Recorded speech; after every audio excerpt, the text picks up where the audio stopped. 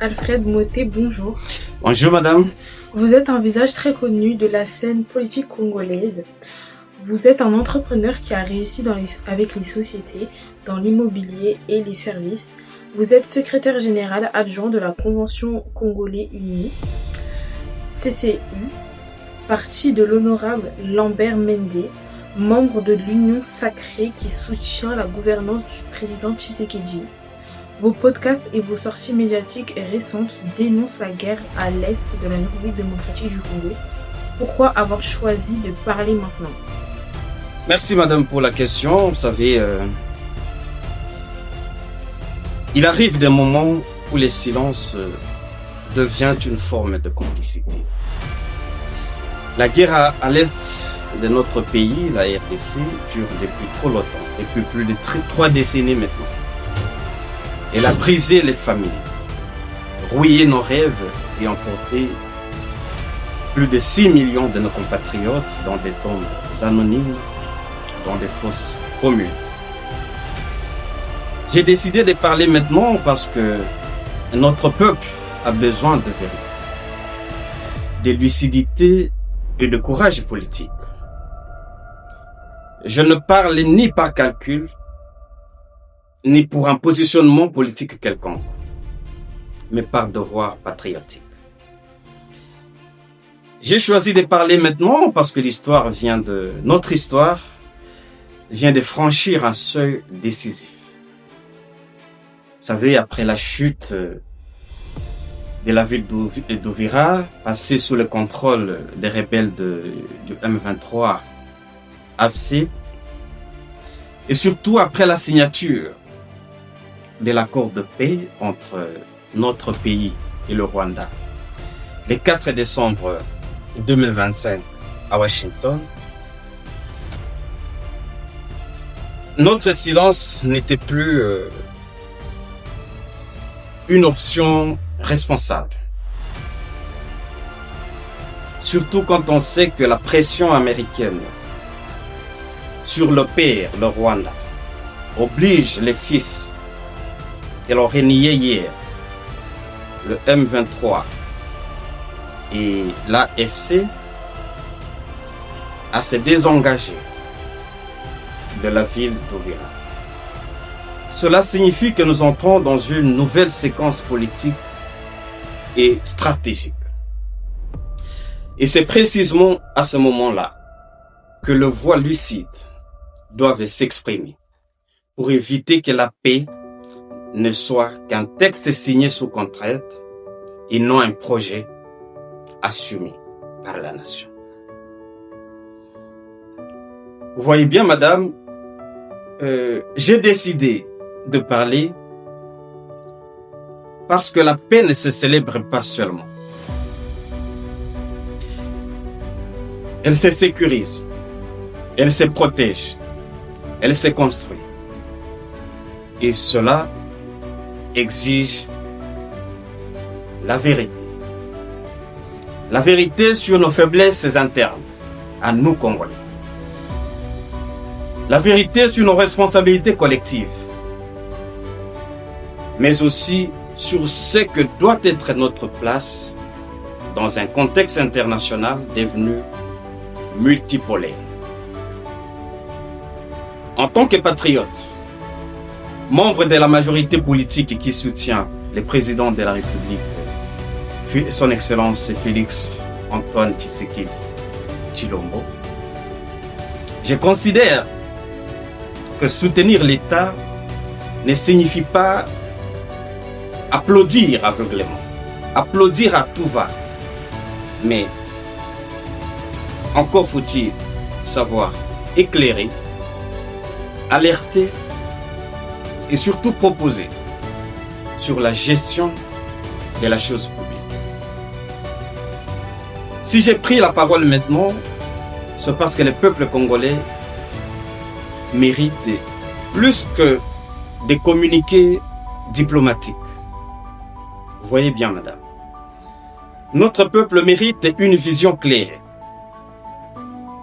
Comment on peut transformer un accord obtenu sous pression internationale en une paix durable.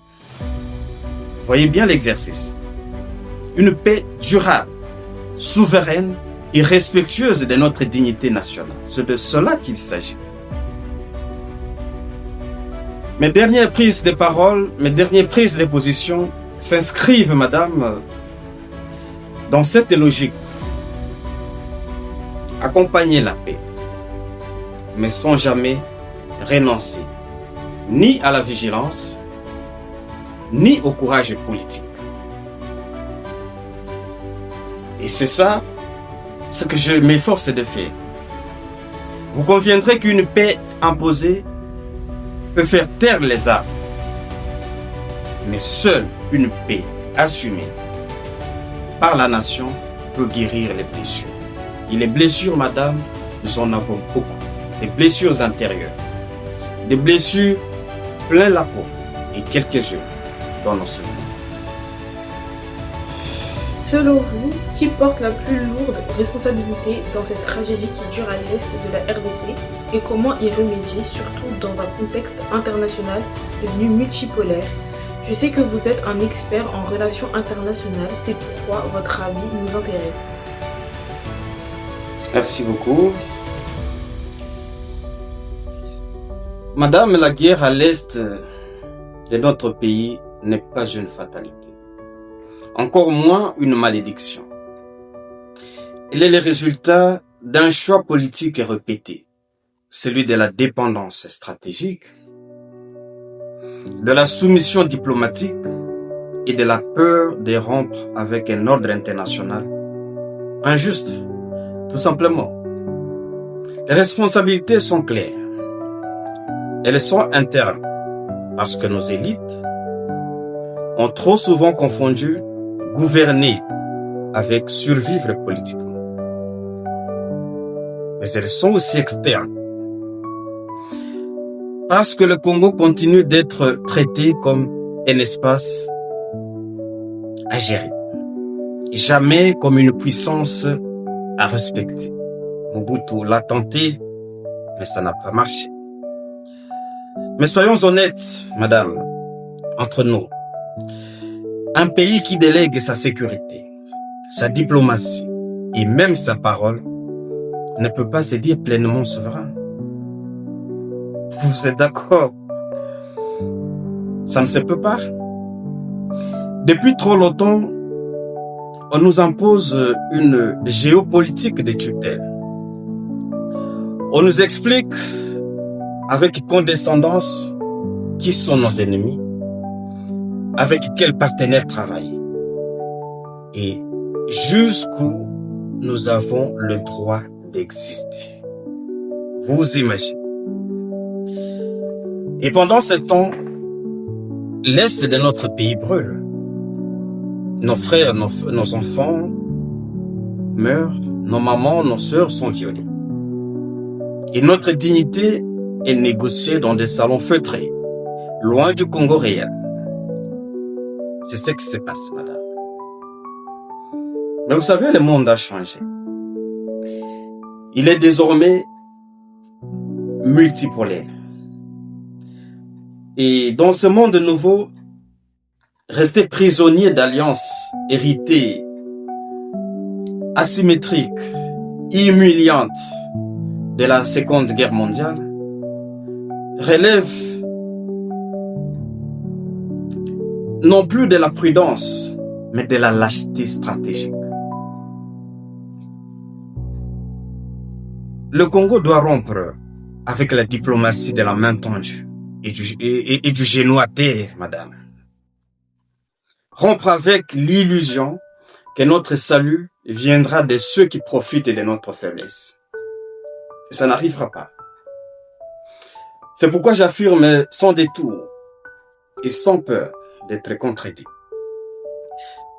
que la RDC doit engager une reconversion géostratégique courageuse en s'ouvrant au bloc des BRICS, vous savez.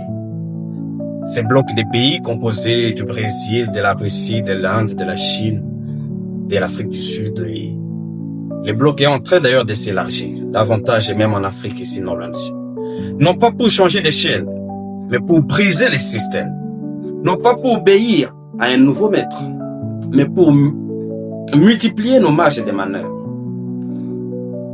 Vous savez, madame, le BRICS représente aujourd'hui un espace où la souveraineté n'est pas une faveur, mais un principe, où le partenariat peut être gagnant ou gagnant, où l'on parle coopération sans paternalisme, on parle respect sans domination. Le Congo n'a pas besoin de maîtres, il a besoin de partenaires. Il n'a pas besoin de leçons de démocratie pendant que notre sang est versé. Vous voyez bien, il a besoin d'alliances qui respectent sa sécurité. Notre pays a besoin d'alliances qui respectent sa transformation économique et son droit à décider seul. C'est ça, le nouveau visage des relations internationales aujourd'hui.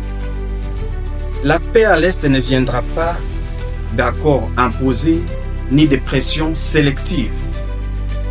On aurait bien aimé que les Américains demandent au M23 et ses complices de quitter la RDC, de libérer Bunagana, de libérer Bukavu et le reste.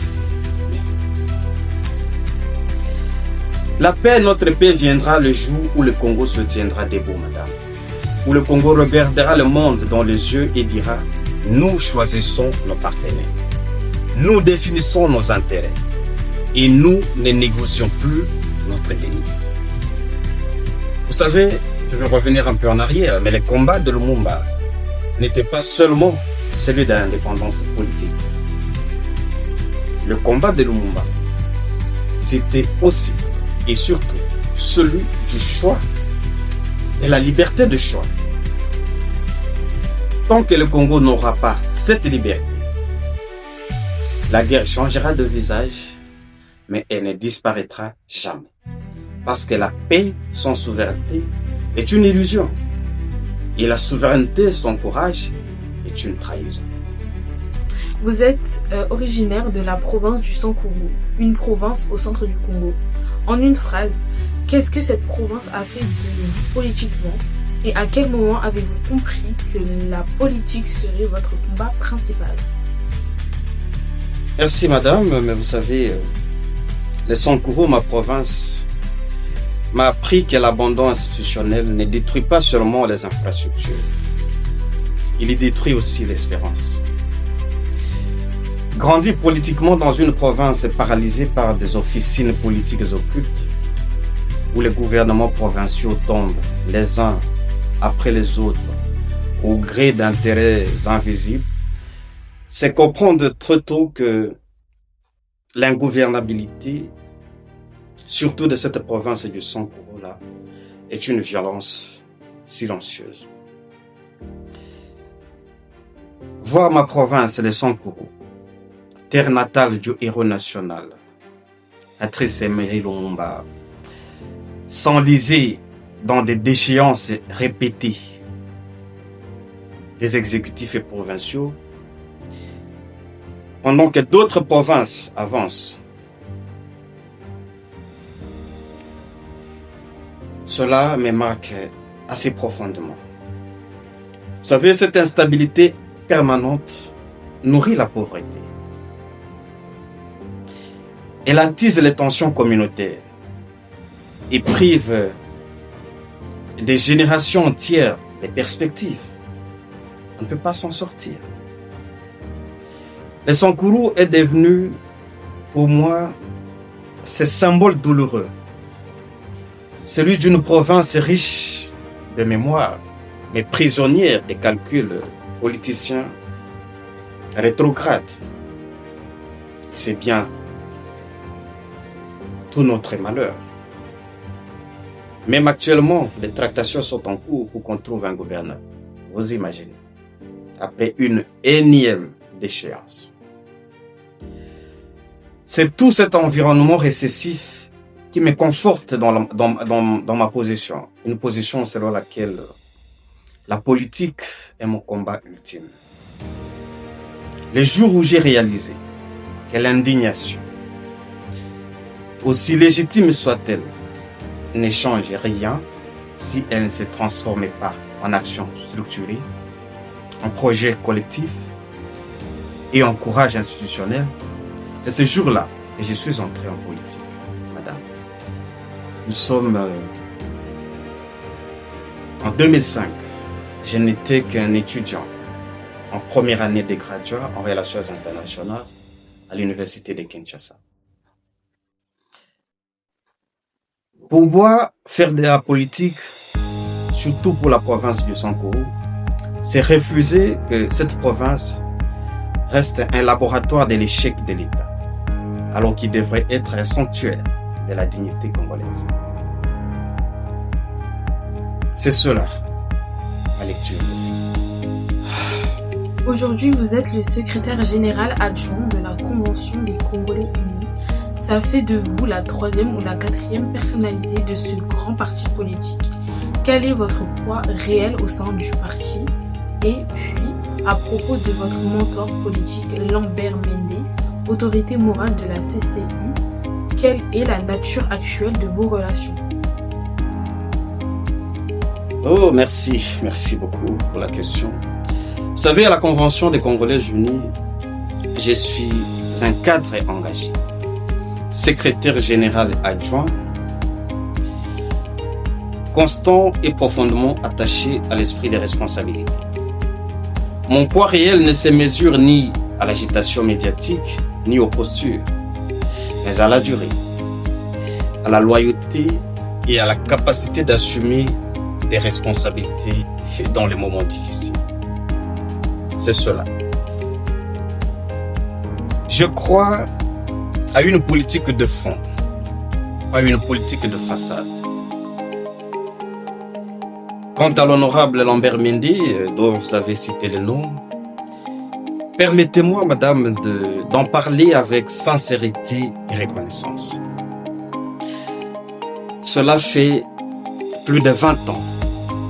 20 ans qu'il m'a pris sous son aile, dans un élan de confiance sans cesse renouvelé.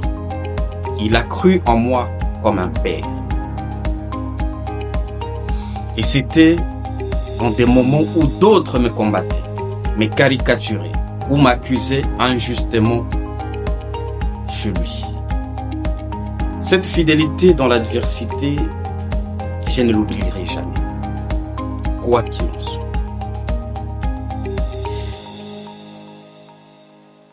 Vous savez, l'honorable Lambert Mende,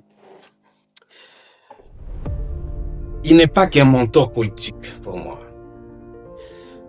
Mais c'est une école de rigueur intellectuelle, de constance et de courage politique. Nos relations sont fondées sur le respect mutuel, la franchise et surtout la liberté de ton. Ça, je l'ai appris de lui. Il m'a appris qu'en politique, la loyauté n'est pas la soumission et que la fidélité n'exclut pas la réflexion personnelle ni l'évolution générationnelle d'ailleurs. Si je suis aujourd'hui, je vais vous faire une confidence. Si je suis aujourd'hui debout, structuré et serein dans mes positions, si vous avez découvert Alfred et vous connaissez sous les projecteurs, c'est aussi parce que j'ai bénéficié de cette confiance rare, maintenue même dans la tempête. Et cela crée un lien, forcément, qui dépasse les circonstances et les conjonctures politiques du moment. Vous savez, madame, on ne choisit toujours pas ses adversaires, mais on choisit ceux à qui l'on reste loyal quand l'orage passe. C'est cela, ma relation avec l'honorable Lambert Mende. Une relation de père en fils.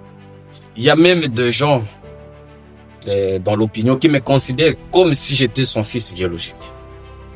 Et pourtant, je suis fier d'assumer pleinement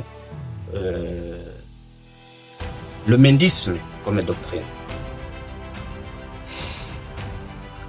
En écoutant vos dernières prises de position politiques, vous êtes assez objectif, assez critique et non partisan. Peut-on encore dire que vous êtes sur la même ligne politique que votre mentor? Oh, il ne faut pas chercher le sexe des anges, madame. Laissez-moi rire, mais je vais vous dire une chose. Nous partageons l'essentiel. Et quant à l'essentiel, l'essentiel n'est pas négociable. Nous partageons l'amour profond du Congo. La défense intransigeante de sa souveraineté et le respect de l'État comme socle de la nation. Sur ces fondamentaux, il n'y a ni divergence, ni ambiguïté. Mais l'histoire n'avance pas à pas figé. Vous savez, chaque génération est convoquée par son propre moment historique, avec ses urgences, ses dangers et ses responsabilités. Être fidèle à un mentor, ce n'est pas s'installer dans l'ombre de ses certitudes. C'est prolonger son combat à la lumière des réalités nouvelles. Et ça, je ne m'empêcherai pas de le faire. J'estime que la loyauté véritable n'est pas le silence. Elle est le courage de dire ce qui doit être dit pour que le Congo avance. Pour que la province du Sankuru, dont nous sommes tous originaires, avance. Comme hier avec Lumumba, aimer le Congo, ce n'est pas répéter des slogans figés, mais c'est oser penser librement, parler vrai et agir avec responsabilité. Et cela, même lorsque ça dérange. Si mes prises de position sont parfois critiques, ce n'est ni, comment je dirais, ni par esprit de rupture, ni par calcul personnel, mais par exigence patriotique. Parce qu'on ne sert pas une nation en la flattant. On la sert en la regardant en face. Et c'est dans cette exigence-là que se situe ma continuité et ma fidélité. Vous le savez, madame, la fidélité qui n'ose pas la vérité devient une trahison. Une trahison silencieuse. Mais la loyauté qui ose la vérité devient une force historique. Voilà ce que je peux dire à ce sujet. N'allez pas chercher le sexe des anges, comme ils le répètent très souvent, madame.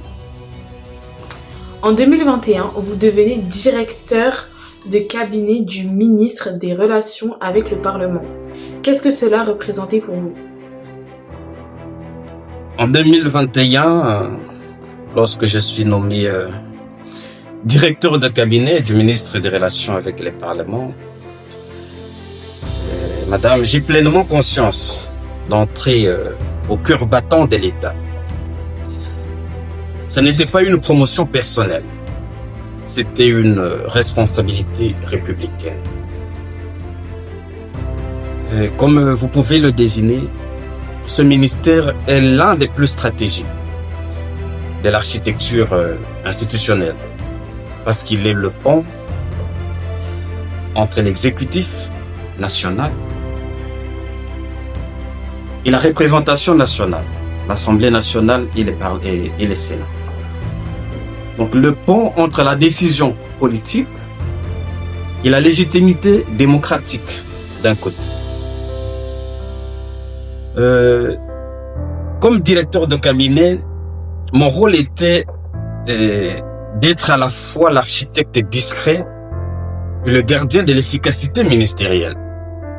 Coordonner l'action du gouvernement, assurer la cohérence des dossiers transmis au Parlement, anticiper les rapports de forces politiques, sécuriser les textes gouvernementaux et veiller à ce que le dialogue institutionnel, comme vous le savez, il y a par moments des élus qui sont un peu trop excités.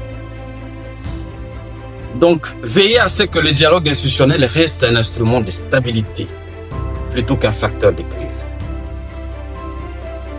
Puisque, quand nous sommes arrivés au gouvernement, quelques mois plus tôt, c'est le Parlement qui a bouffé son propre gouvernement. Appelez-vous le gouvernement Ilukamba.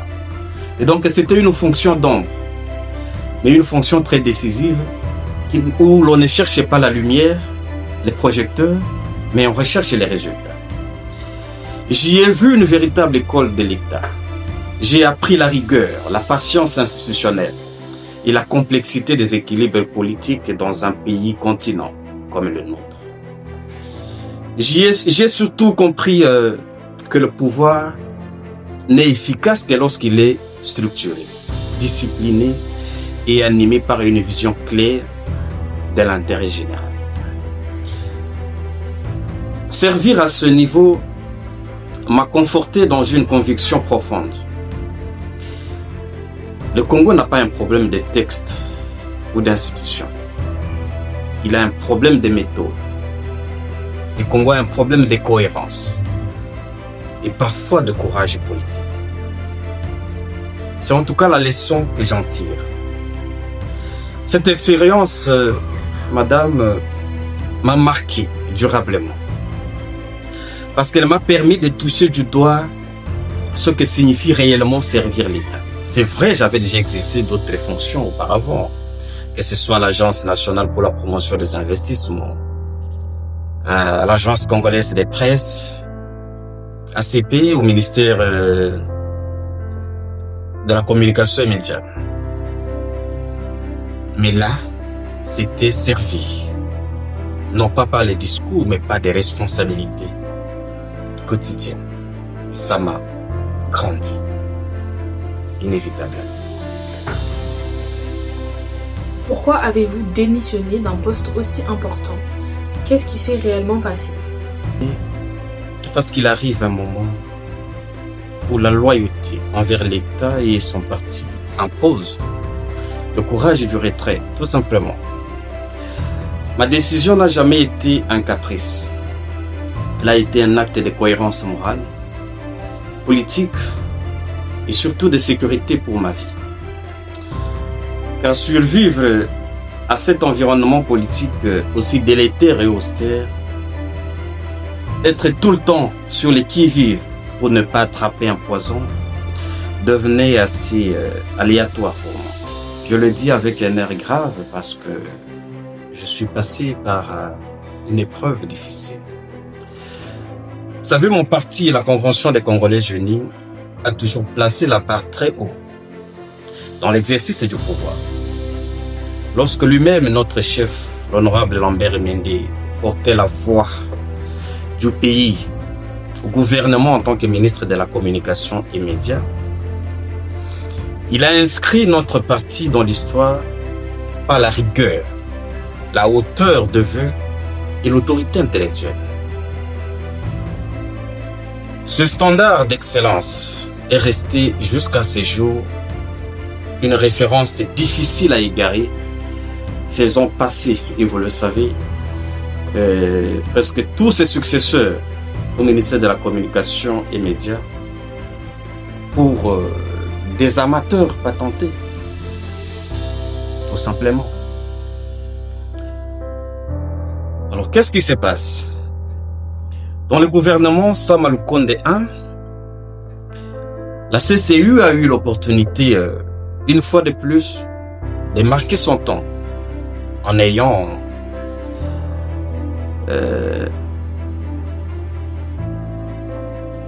une représentante. Mais notre déléguée à ce gouvernement, Madame Anne-Marie Karoume, pour ne pas la citer, a véritablement manqué l'occasion de marquer l'histoire.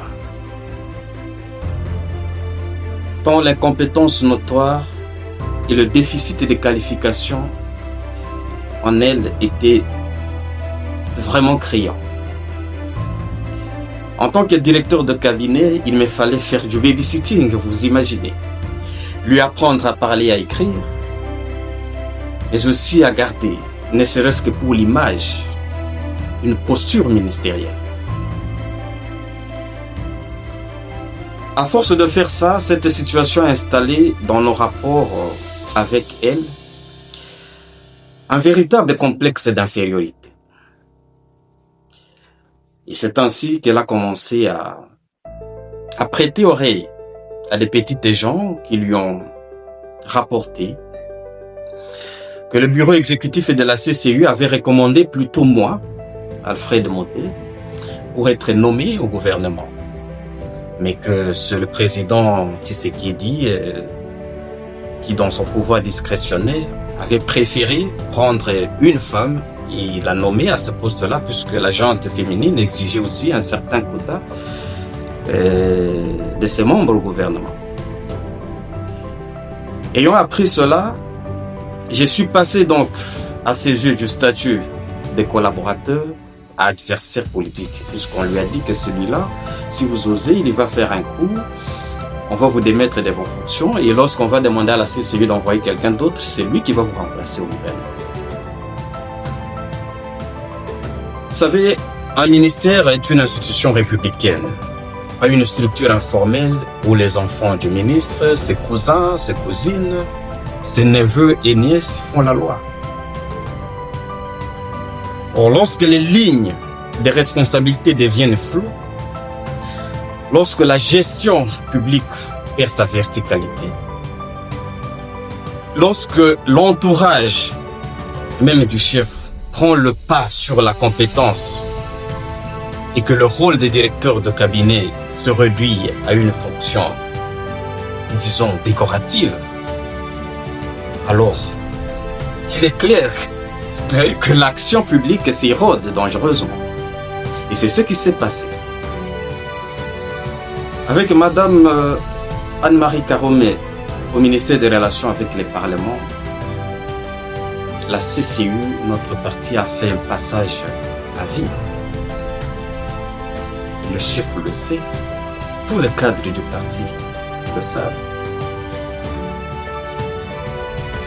À cela, s'est ajoutée une atmosphère de suspicion permanente, nourrie par des rumeurs infondées et des procès d'intention qui rendaient impossible un travail serein et loyal.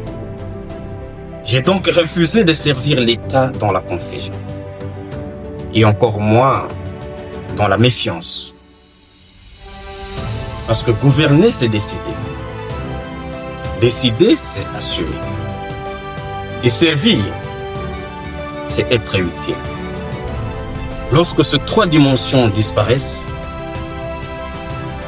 j'imagine que rester devient une compromission.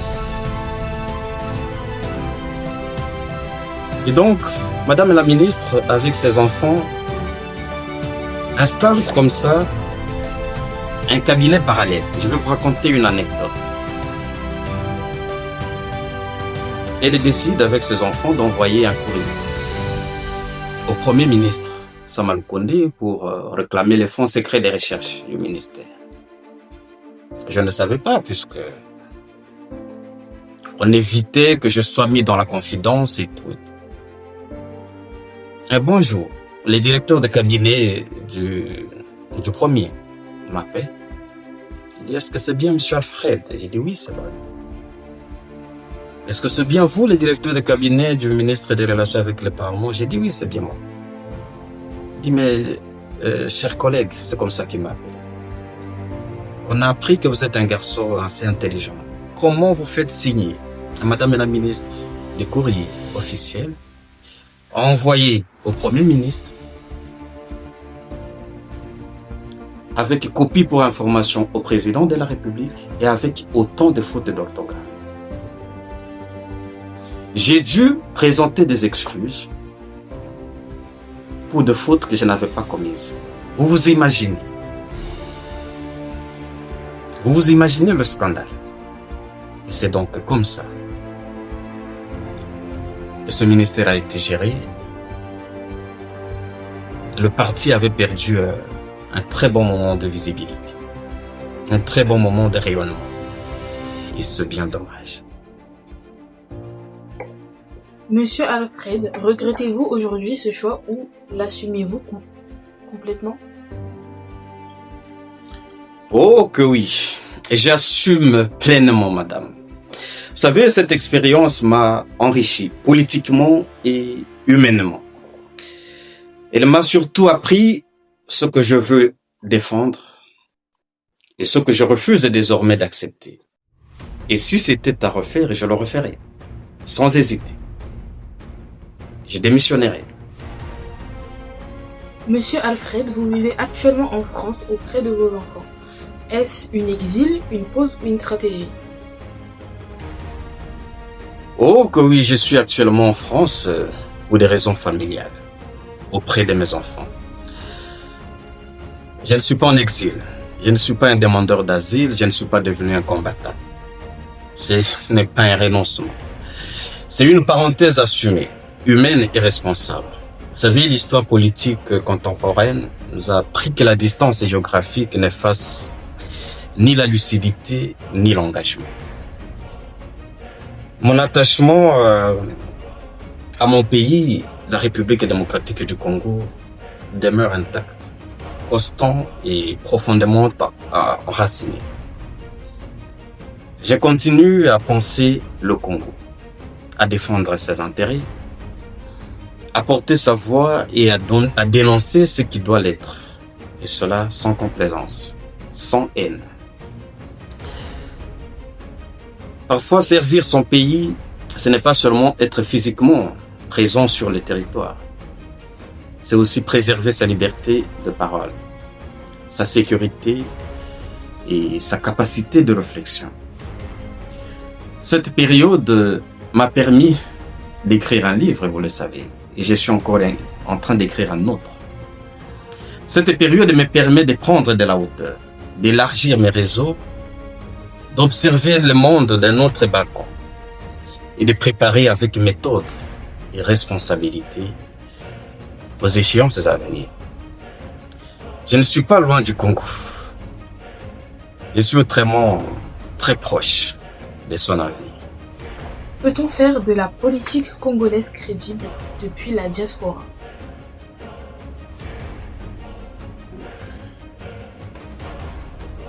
Demander si on peut vraiment faire de la politique crédible depuis la diaspora. Peut-on réellement faire de la politique congolaise crédible depuis la diaspora? Oh, la diaspora, vous savez, la diaspora est une force stratégique. Elle observe avec recul, parle avec liberté et peut contribuer utilement au débat national.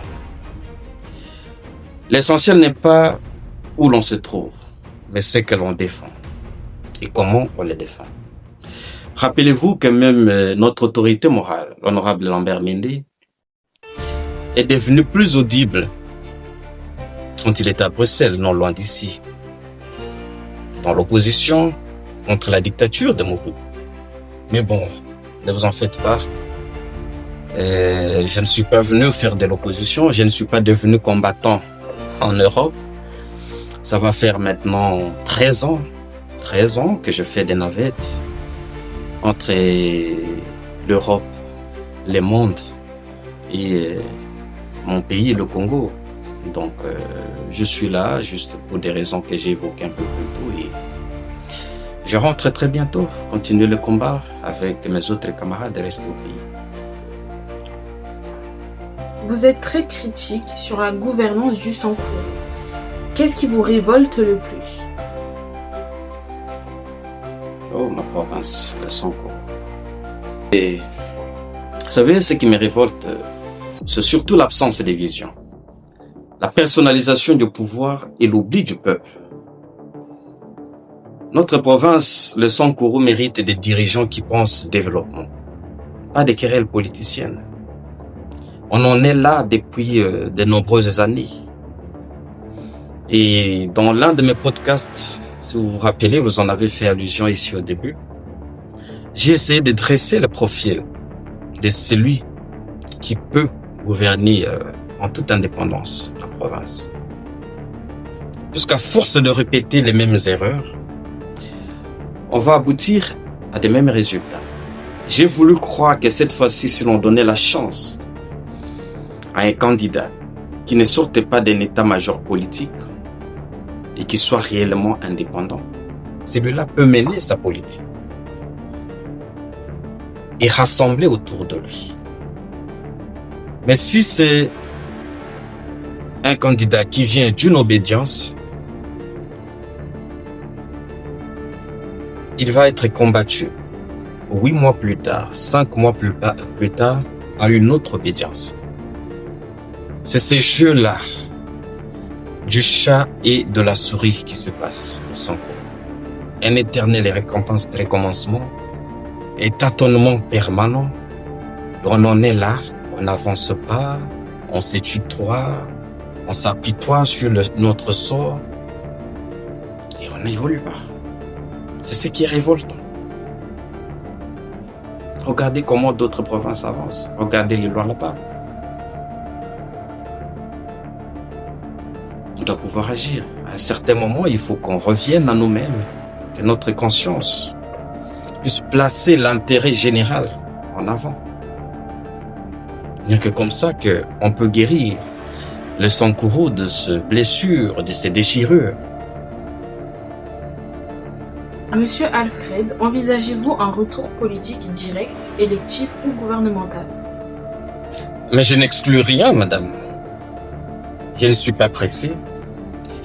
Je crois à la préparation, à la construction d'un projet solide et à la légitimité populaire. Les moments venus, je prendrai mes responsabilités. Oui. Vous avez publié en novembre 2025 à Paris aux éditions Le Colibri un livre intitulé Rêves censurés. Et dans le même temps, vous avez sorti un morceau musical, un single intitulé Immigré.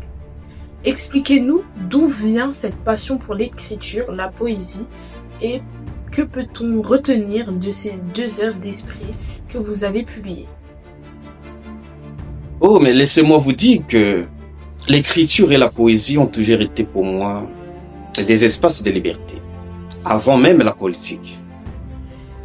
Il y a eu le besoin de dire, de témoigner, de mettre des mots sur ce que beaucoup ressentent sans toujours pouvoir l'exprimer. J'écris parce que le silence parfois étouffe plus que le bruit. Avec le livre Rêves censurés, publié en novembre 2025 à Paris ici, aux éditions Les Colibris, j'ai voulu donner une voix à une génération dont les aspirations sont souvent étouffées, vous voyez. Des rêves bridés, souvent par la pauvreté, par l'exil, par l'injustice sociale ou par la violence politique. Ce livre n'est pas un règlement de compte, soyons d'accord, mais c'est un miroir. Il parle d'espoir mais aussi de frustration, de dignité et de résistance intérieure. Mais dans le même esprit, le single que j'ai signé, Immigré, intitulé Immigré, est né d'une colère calme et réfléchie. C'est un hommage à celles et ceux qui quittent leur terre, non par plaisir, mais par nécessité. Derrière ces morceaux, il y a l'immigré africain, mais aussi l'exilé intérieur. Celui qui, comme notre frère du Kivu, qui se déplace dans son propre pays et sans vraiment jamais trouver sa place. Soyons d'accord. Ces 2 œuvres ont un point commun. Elles sont politiques, au sens noble du terme, parce qu'elles parlent de l'humain. Elles ne cherchent ni la provocation gratuite, ni le succès facile. Elles invitent à réfléchir, à comprendre, et surtout à ne pas oublier d'où l'on vient. Pour moi, la plume et la musique complètent l'action politique. Elle touche les consciences là où les discours institutionnels n'arrivent pas toujours, et là où ils ne sont pas assez bien compris. La politique gère le présent, mais la poésie prépare les consciences de l'avenir. C'est cette rime parfaite-là que je m'efforce de faire. Je ne deviens pas musicien au sens exhibitionniste du terme, mais c'est une musique d'engagement. Vous ne me verrez pas dans les déhanchements, dans l'exotisme. Non. On va faire de la musique pour porter un message, pour interpeller la conscience. C'est juste ça. Et plus que tout, c'est de la poésie. La poésie lyrique qui est une passion qui ne m'a vraiment jamais quitté. Tous ceux avec qui j'ai été à l'école savent que j'étais très souvent mis à contribution lorsqu'il s'agissait de déclamer des poèmes à l'occasion des fêtes et des journées culturelles. Et cette passion m'a retrouvé plus tard. J'ai commencé à écrire mes propres poèmes et ça a donné, vous pouvez écouter les morceaux immigrés pour comprendre le message qu'il renferme. En 2025, qui est Alfred Moté? Un homme en rupture, en reconstruction ou en préparation d'un grand retour? Excusez mon rire sarcastique. En 2025, madame, je suis un homme en préparation, pas en rupture. Parce que je respecte l'histoire et ceux qui m'ont précédé. Pas dans la précipitation. Je ne me verserai jamais dans la précipitation. Parce que le Congo a trop souffert des aventures personnelles et des ambitions sans boussole. J'ai un mentor, vous le savez. Je suis dans la maturation politique, celle qui forge les convictions et les caractères, discipline l'ambition et prépare les grandes responsabilités. Notre pays entre dans une phase décisive de son histoire. Il aura besoin d'une génération qui ne confond pas le pouvoir avec la revanche, ni la politique avec les ressentiments. Notre pays a besoin d'une génération capable de servir sans trahir, de diriger sans mépriser, et de construire sans diviser. Une génération qui comprend que la souveraineté n'est pas un slogan, mais une exigence quotidienne. Et que la dignité nationale se défend autant par le courage que par la compétence. Je suis dans cette visée-là.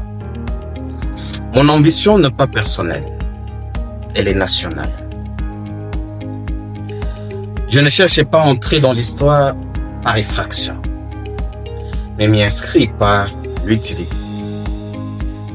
Je veux faire partie de ceux qui réparent le Congo, qui les réconcilient avec lui-même, qui lui rendent sa fierté. Pas de ceux qui viennent expliquer le désastre après avoir profité du silence. Non. Je ne suis pas de cette catégorie d'hommes politiques. Comme Lumumba en son temps, je crois que le Congo n'a pas besoin d'hommes providentiels, mais de serviteurs conscients de la grandeur de cette nation. C'est de cela qu'il s'agit. Et si le destin m'appelle demain à des responsabilités plus grandes, ça sera avec une seule obsession, madame. Être digne du peuple congolais et de son histoire. Le Congo n'a pas besoin de sauveurs pressés. Il a besoin de bâtisseurs patients et de patriotes courageux. Je pense avoir rempli ces critères et je suis prêt. Merci.